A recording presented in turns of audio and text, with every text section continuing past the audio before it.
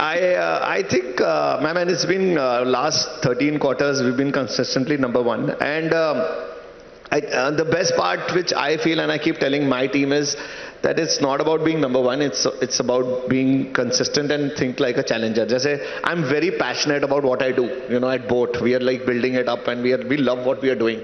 But I'm very paranoid about what we can somebody else can come and do to us. मतलब हमारी भी जैसे हमने आके we came, we saw, we conquered. Somebody else can come and see and conquer also. So that keeps us driving and that keeps us alive. And that's how we just keep delivering. आपका जो energy है और boat का जो as a product जो energy है वो मिलता जुलता है.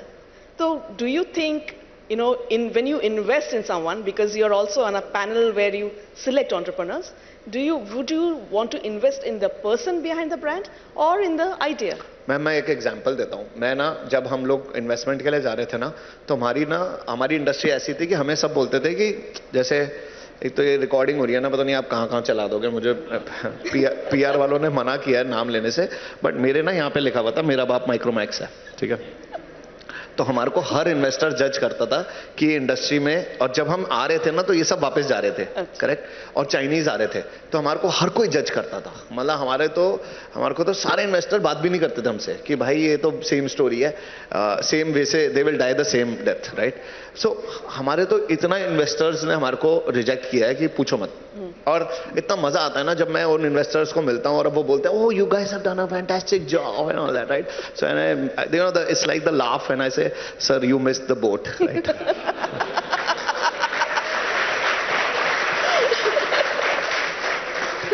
But I think there is unfortunately a herd mentality in India, especially on the terms of investments, right.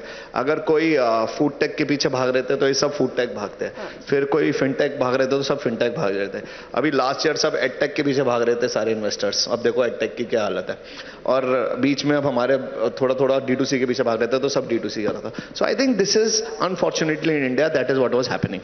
So we got a lot of rejections, but there was one guy who invested in us. His name was Kawaljit Singh. He's from Fireside Ventures. उन्होंने हमारे पे 7 करोड़ रुपए लगाए थे. और मैंने मतलब out of all these investors, he was the only one who invested in us. और उनके 7 करोड़ के we've already given him 100 crores back, and he still owns 3% in our company, right? And I feel that guy chose me, right? And Sameer. That boss उसने एक बंदे पे invest किया था. उसे पता था ये कुछ ना, और तब हम लोग 100 करोड़ का धंधा कर रहे थे. उसने हमारे पे इन्वेस्ट किया था और हमने उसको रिटर्न दे दिया. तो मुझे लगता है कि यार अगर बंदा सही होगा ना तो वो कुछ ना कुछ करके अपना रास्ता निकाल लेगा, राइट. अगर वो बंदा सही है, जैसे अगर आप अपना ही एग्जांपल देखो, I shouldn't boast about it, but you guys have done a crazy job from where you guys came out and now Republic is number 1, right. Arnab sir is doing a fantastic job there. So if you are good, if you are there, people invest in you, and people feel that अगर आप, मैं भी ऐसे invest करता हूँ कि अगर मैं शार्क टैंक पे बंदा देखता हूँ, अगर वो बंदा सही है, और अगर वो बंदा सही है तो वो मेरे पैसे यहाँ पे या कहीं और कुछ ना कुछ करके मेरे को रिटर्न दे देगा, ठीक है. तो और ऐसा ही हुआ है. जो इन्वेस्टमेंट्स मैंने करी है बंदों पे वो बेस्ट कर रही है, और जो इन्वेस्टमेंट मैंने फोमो में करी है वो सबसे खराब चल रही है. अमन, हमारे देश का जो एस्पिरेशन लेवल्स है ना वो बढ़ते जा रहा है, specially in among Gen Z. Your fan following is among that age group. तो आप जो एक प्राइस पॉइंट रख रहे हैं अपने प्रोडक्ट्स के, आप वो मेंटेन कर पाएंगे या you also aspire to get into the luxury segment? What is your? Ma'am price पे मैंने जैसे बताया था एस्पिरेशन इज इम्पोर्टेंट, और प्राइस सेगमेंट चेंज होता रहता है. जैसे नाउ वी जस्ट लॉन्च, आज जो स्पीकर लॉन्च किया 10,000 रुपए का है. और आजकल अगर आप जेनजीज की बात करो तो it's they also never bought us on price. So we want to sell premium. Premiumization is the name of the game. और इंडिया में एक अनफॉर्चुनेटली एक और चीज चल रही है, जब महंगा होता है ना तो लोगों को लगता है अच्छा होगा, ठीक है. मैं नाम नहीं लेना चाहता, लेकिन जो नंबर 1 ब्रांड है ना, आपको पता ही है कौन सा, उससे हमारे प्रोडक्ट्स बहुत अच्छे हैं मेरे को लगता है, ठीक है. और बट अनफॉर्चुनेटली वो ज्यादा बिकता है क्योंकि वो ज्यादा महंगा है. मेरे को बहुत अच्छा लगता है, मैं अपने दोस्तों को देता हूँ प्रोडक्ट, और वो एक मतलब बेस्ट क्या है, वो 30,000 रुपए के आसपास उनका ईयरफोन आते हैं, और वो अगर एक बारी फ्लाइट में रुक जाए ना तो बड़ा रोना आता है कि 30,000 रुपए का रुक गए. मैंने अपने दोस्तों को दिया कि बॉस तू हमारा ट्राई कर, 6 घंटे की बैटरी उनमें, हमारे पे 120 घंटे, हमारा साउंड बेटर है, ट्राई तो करके देख. तो वो है कि it's just now we have to do, the awareness level is amazing, conversion is good, but now we want to capture that the high flying audience which can afford A, but they should buy B, is what I say. Aman, the startup climate is not good. We know about it. And 90% of startups fail. तो इस journey को sustain कैसे कर सकते हैं? आप देख रहे हैं, you're among the people who have been able to sustain over a period of time, got to the mid segment, you're no more a startup, you're a major company. So a lot of people who are wanting to start up now would want to know do you have a tip or two for people who are starting up? And why am I not a startup anymore? Because of your numbers. So, Zomato is still a startup. They say Flipkart is also a startup. Then I am not a startup. You have to leave that crown at some point. We is also a startup. The Republic should also give up that startup. Cap very soon. It's the mentality which we have. Yeah. तो आपका question क्या था? तो ये नहीं, you're not anymore a startup. You're a mid-sized company. You're globally number 2. मेरा question ये है तो कि आप क्योंकि आप वो you could cover that journey that you arrived at this scale.